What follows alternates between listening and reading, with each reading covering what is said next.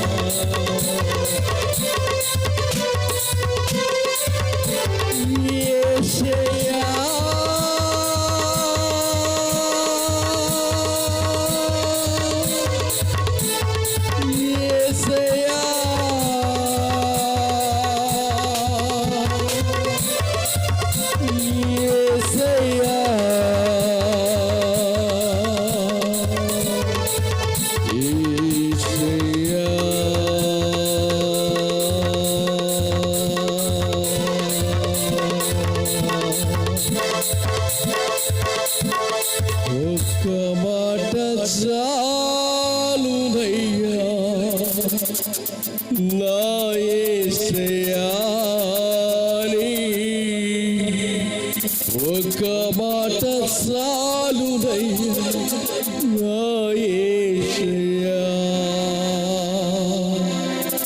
నీ మాటకెంతో శక్తి ఉందయ్యా,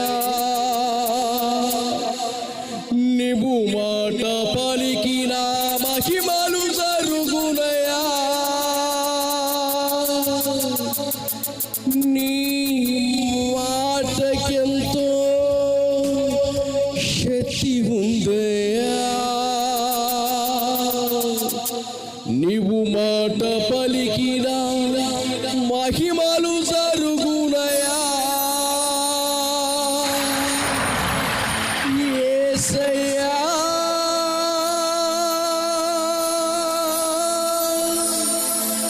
యేసయ్యా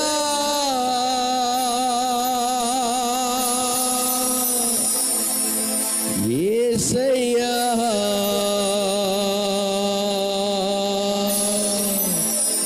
యేసయ్యా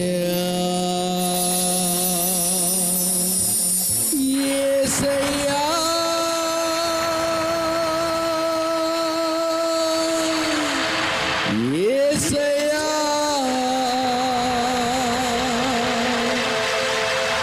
యేసయ్యా